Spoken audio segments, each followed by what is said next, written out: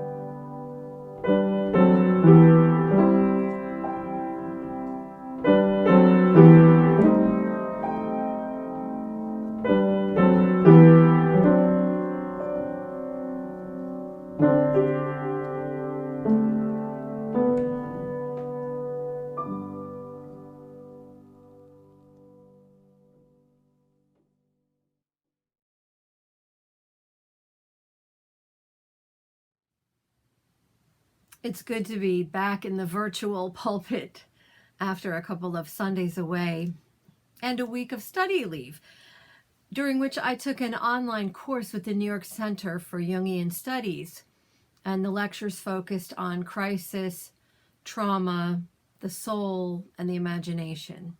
And I hope to share some of the wisdom I got from those lecturers with you in the coming weeks and months. But I want to start this morning by sharing a comment back from, it seems eons ago, but of course it was just days ago, a comment I heard a woman make on the day of that terrible insurrection of our capital. It was just madness. And here's what she said. The most dangerous time is just before you get the abuser out of the house. So what she was talking about, of course, is intimate partner violence, or what we also call domestic abuse. And what she was referring to is the fact that often when the victim of the abuse resolves to end the relationship, that's when the abuser often escalates the violence, and this has often led to homicide. So it's a very dangerous time, and tens of thousands of women are killed by their intimate partners every year. Hearing that remark really brought me up short, and I thought, yeah, the United States has been in a relationship with an abuser for 4 years, a toxic bully who's used the power of the presidency to bolster his pathological ego rather than to lead in a consistent, rational, and respectful manner. Those of you who are in the 12-step recovery program might be familiar with the term king baby. A king baby is a person in a family system who has never emotionally matured past the toddler stage. They are endlessly demanding and tantrum prone. They refuse to take responsibility for their actions, and they fling their toys and excrement when they're challenged or disciplined. Our national psyche has been in a state of crisis for a long time now under the emotional tyranny of the king baby in chief. And in the past almost a year now, the pandemic has amplified this trauma. Every day there's been shocking news, from the ridiculous to the downright dangerous and appalling. We've been on an emotional roller coaster, sometimes holding our breath, sometimes screaming with the sensation of taking an out-of-control plummet to the depths. But this was a ride that didn't exhilarate us, but rather traumatized us. And many have died as a result of the madness. So how healing it was to be able to view a service of mourning in Washington, D.C. on the evening of January 19th. President Biden said in front of the Lincoln Memorial, which had 400 illuminated lights to represent the 400,000 Americans who have died in the pandemic. He said, between sundown and dusk, let us shine the lights into the darkness and remember all who we lost. This invitation to a collective ritual of grief was so powerful because we have had a president who hasn't even mentioned COVID in the past 10 months, who hasn't said the words. It was a really important reminder of our shared humanity. We're resilient people, and many of us have been able to focus in this time of loss. We've been able to focus on gratitude, to take the days and the weeks in small enough bites to manage them okay, and to stay emotionally on a pretty even keel. It helps so much that there is light at the end of the tunnel in the form of a vaccine. And many of us watched the swearing in of our new president and vice president with a sense of tremendous relief. Those are all balms for the spirit. They're all means to generate hope and the hopefulness that we really, really need. The general sense, I think, is that we'd love to be able to walk over the threshold into 2021 and shut the door behind us. Some of us would love to slam that door. And there are mixed messages coming from lawmakers and leaders about how to best move forward, and they have spoken very often of unity and healing. But okay, this is where people committed to spiritual wholeness have to stop and pause. This is where prayer meditation, and dedicated reflection come in as practices that ground and guide us, help us to discern wisdom from among the many words that are being said, all that advice that is being given from various sources. We've heard the calls to unity and healing from President Biden, who I think speaks this from a sense of duty and a sense, I suppose, of hope. Okay, that's the president. What do we hear from God, from the source of life? It's crucial and a central practice for moral people to listen to and for this deeper wisdom, to balance listening to news, public opinion, and the coercions of a society that is not morally grounded, with the listening to that deeper wisdom, the voice of God, the still small voice within. If our society was morally grounded, all of us would have enough to eat. All would be sheltered. All would live with a modicum of safety. All would have equal access to resources, a good education, clean water. Our society is not moral. Societies are not moral entities, but small pockets within societies can be, and those are what we call communities. A moral community is what a church and the Church Universal should strive to be. It's our ongoing project as the church to reflect from the perspective of our various traditions to discern what is ethical and right, even if the cost of reaching those goals should require sacrifice. I believe that doing what is ethical and right in this moment will require a sacrifice of comfort and feel-good spirituality. I recently read a memoir called Becoming Duchess Goldblatt, written by an anonymous author who had a conversation with her therapist during a very painful year for her. The narrator, the anonymous narrator, wants to know why she's being punished with so much emotional suffering.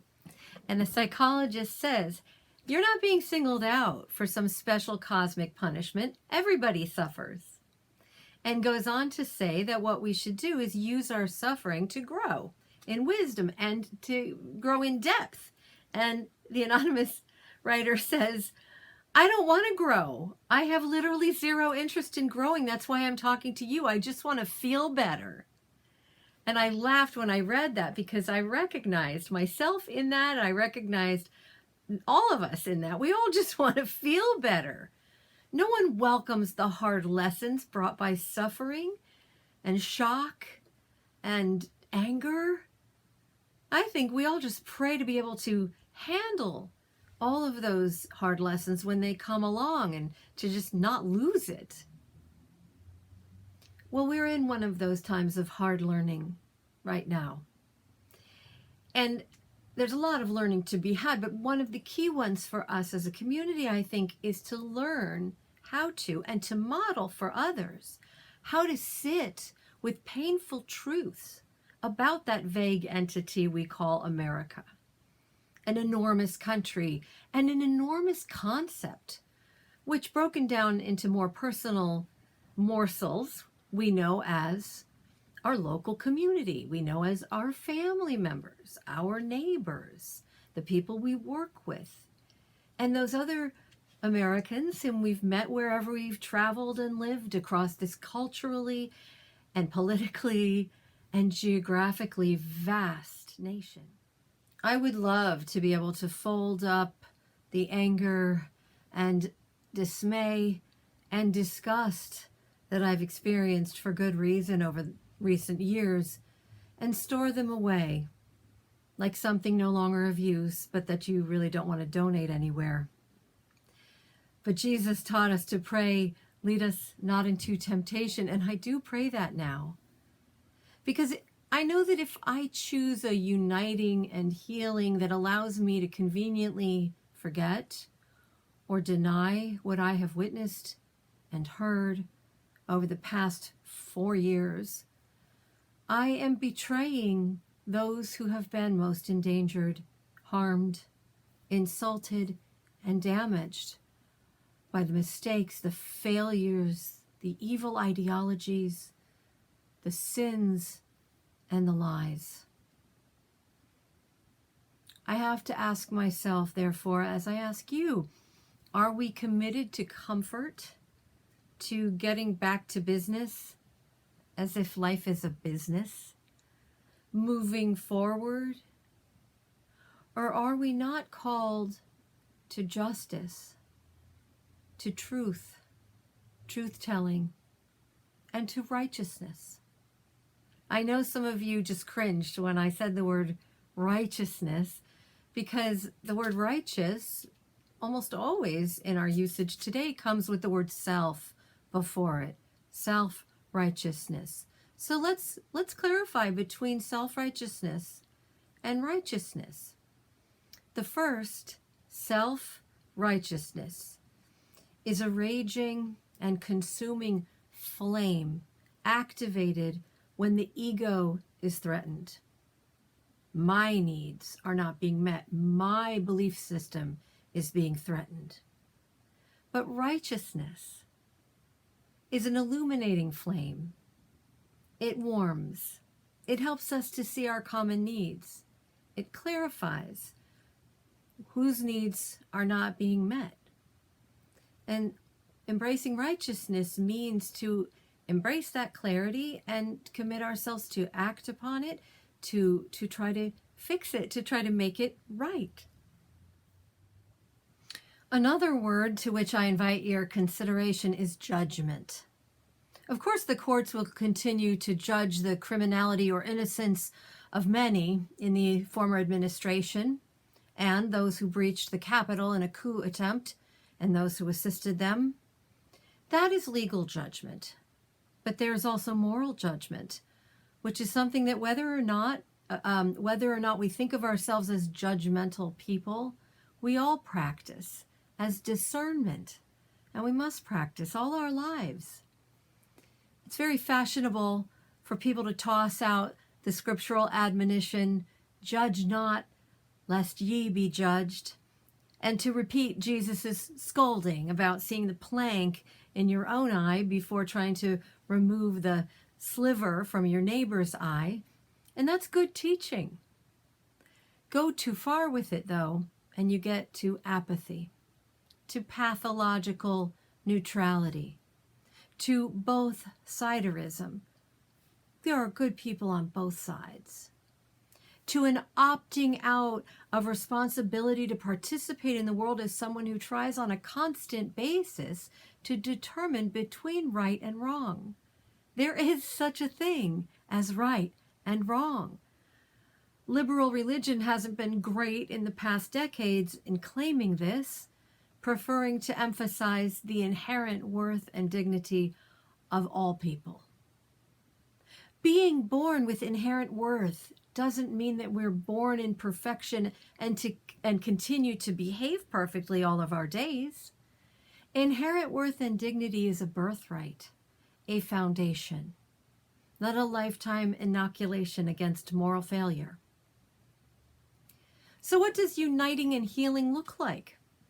I'm pondering that often lately. I believe it looks like standing in the truth of what has happened, what has been done, and recognizing that a good portion of our population has been duped by conspiracy theories and cult mentality. And I'll be speaking more about that next week. I believe healing and uniting looks like confronting the truth with calm, with diligence, and while supporting organizations and institutions that can restore protections, human rights, and environmentalist efforts that have been dismantled or destroyed, making sure that we also speak to these concerns as individuals and as a congregation. along with those who witnessed and suffered from the Nazi atrocities in the first half of the 20th century, our cry must be, never forget. This speaking of truth must be done even when it is not comfortable or popular. The naming of the wrongs that have been done and refusing to sweep them under the rug does not mean that we ourselves do no wrong. I beg you not to fall for that bait when it is dangled in front of you in conversation. We will never reach a perfect union, just as none of us will ever be perfect people. But by remaining present to the reality of the shadow side of the American psyche that has been so painfully revealed in the immediate past and isn't going anywhere, not breathing a sigh of relief and ignoring dangerous ideologies in a misbegotten desire to seem non-judgmental, but confronting them with soul strength, moral clarity, and the inextinguishable energy source called love, we may help our nation become perhaps not perfect, but more whole.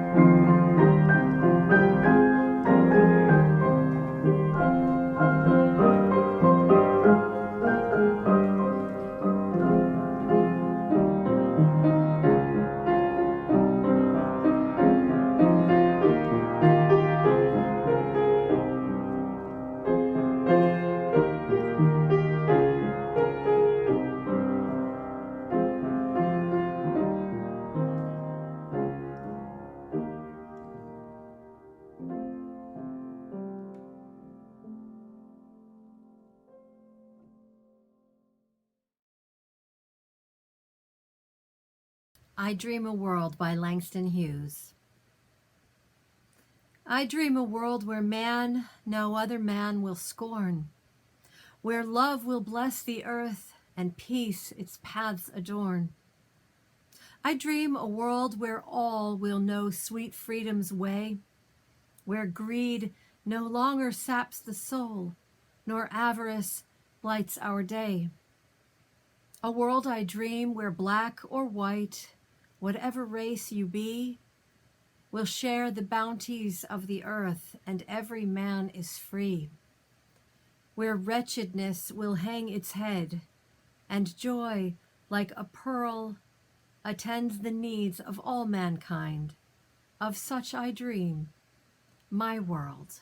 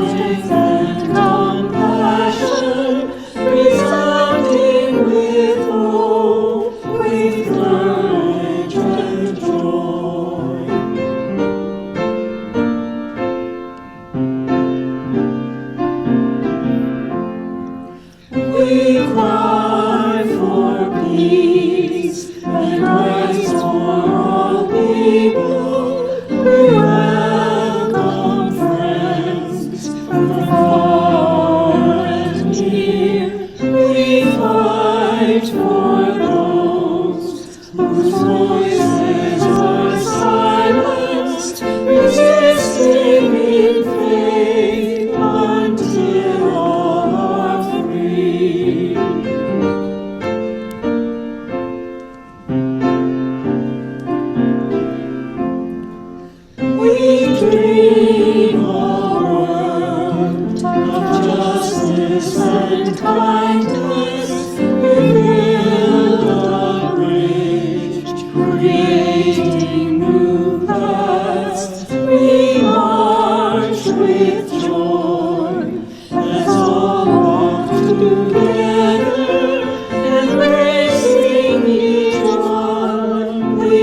Lord.